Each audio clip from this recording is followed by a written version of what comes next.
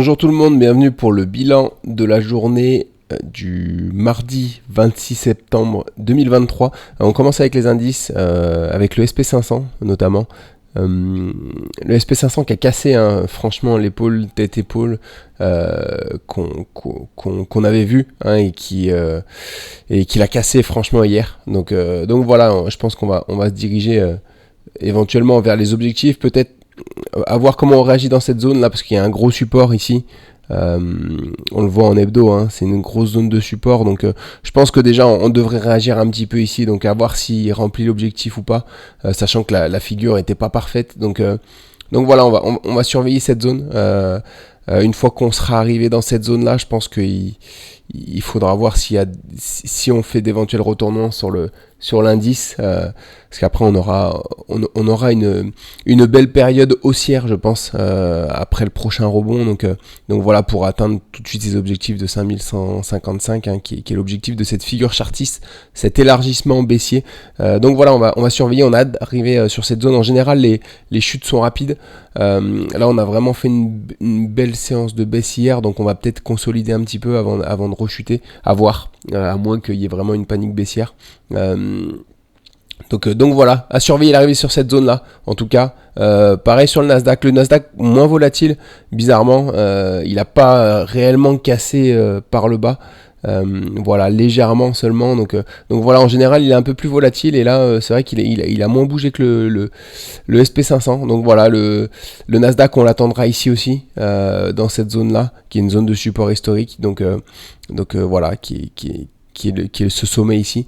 Donc voilà, on va attendre de voir comment on réagit là, si on commence à partir sur une panique baissière pour arriver directement sur les objectifs, ou si on consolide tranquillement sur le SP500 ou le Nasdaq avant éventuellement de repartir. On peut même faire un pullback sur cette zone de support avant de repartir vers le bas. Donc voilà, concernant la performance du jour, PCG, alors c'est un short, oui, parce qu'on a fait une belle séance de baisse. Donc PCG on l'avait pris il y a 2 jours il me semble, donc voilà, on a été déclenché hier, avant-hier, et hier on est arrivé directement sur notre R0, sur notre R1 pardon. Voilà, on peut sécuriser du coup la position, je l'ai pas fait d'ailleurs, je vais le faire tout de suite. On peut sécuriser notre position et puis voilà, et laisser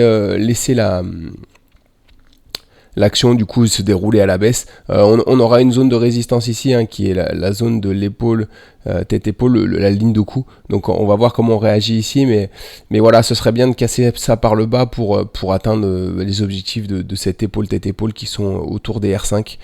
Donc voilà, qui nous mènerait au 14,6, c'est ici. Bon, il n'y a pas beaucoup de zones de support déjà là. Dans cette zone, il y aura pas mal de support, donc on va voir comment ça réagit. Après, c'est sûr que l'idéal, ce serait de revenir sur cette zone de support ici, qui est très basse. Ça nous ferait des beaux objectifs. Donc voilà, on va attendre de voir comment ça évolue. Si les indices chutent, on peut faire une chute soudaine aussi sur cette action. Mais à un moment donné, les indices rebondiront aussi. Donc voilà. Pas sûr qu'on ait des gains illimités sur cette action non plus. Donc voilà, c'est pour ça qu'on va suivre, on va faire le suivi de position, et puis prendre les bénéfices quand il faudra les prendre. Pour du coup le flop du jour, c'est aussi un short qu'on avait pris, Ionis Pharmaceutical. On a fait une séance sur les indices de baisse, et c'est une des seules actions qui a poussé vers le haut. Il y a dû avoir une bonne nouvelle, donc voilà, on s'attendait ici à rebondir sur cette zone de résistance pour aller chercher cette zone de support là, et voir plus bas, parce qu'on a ici une épaule, tête-épaule, donc une potentielle figure de retournement. Donc on s'attendait aussi à revenir éventuellement sur la ligne de coup ici. On a cassé ça par le haut, donc voilà, on va continuer à la surveiller pour les éventuels shorts, parce qu'on va arriver sur une zone de résistance ici aussi. Donc voilà, on n'y est pas encore, c'est les 47,2. Voilà, bon, même si on n'en est pas loin, on va faire attention aux éventuels retournements. Déjà, il y a les objectifs de cette figure ici qui doivent être aux mêmes endroits. Donc voilà, à voir comment elle réagit ici à l'arrivée sur la résistance historique en weekly. Voilà, si on voit qu'il y a un retournement, pourquoi pas la prendre en short. Pour les opportunités de demain, alors il n'y a pas beaucoup de shorts, tout simplement parce qu'on a bien on a bien poussé par le bas, on va attendre qu'il y ait des pullbacks ou un petit rebond éventuellement pour se positionner sur des pullbacks ou voilà, ou des choses comme ça, ou des consolidations un petit peu, des retournements qui ont un peu consolidé, parce que là c'est vrai que ça a bien poussé par le bas, donc c'est difficile de prendre des positions quand ça pousse fort comme ça. Faut au moins attendre un petit rebond pour pouvoir se positionner. Donc voilà, on va seulement se positionner sur. Je vais seulement vous présenter un long. On a pris plusieurs longs parce qu'on arrive quand même sur. Il faut quand même s'exposer aux longs un petit peu. Hein. C'est vrai qu'on réduit un peu notre risque parce que là, sur les indices, on pense qu'on a au moins un objectif. Voilà, qui est ici sur le SP500, donc on devrait avoir encore quelques séances de baisse. Mais voilà, on continue à s'exposer quand même un petit peu sur les longues qui sont jolies. Ici, on en a pas mal. On avait une zone de support horizontal ici. Donc c'est du coup ce qui nous a fait un triangle descendant qu'on a cassé par le haut. Et là, on vient faire un magnifique throwback. Et on a un retournement ici. Voilà, donc on a mis un ordre au-dessus, on mettra notre stop loss ici pour sécuriser si jamais on est déclenché par le haut. Les objectifs de cette figure, elles sont intéressantes. Hein. Elles sont intéressantes, c'est la hauteur de la plus grande hauteur de la figure reportée à la zone de cassure, donc voilà à peu près ici. Donc voilà, un objectif vers les 492,2, ce qui nous mènerait à quelque chose de pas mal. Je sais pas au niveau des R où on en serait.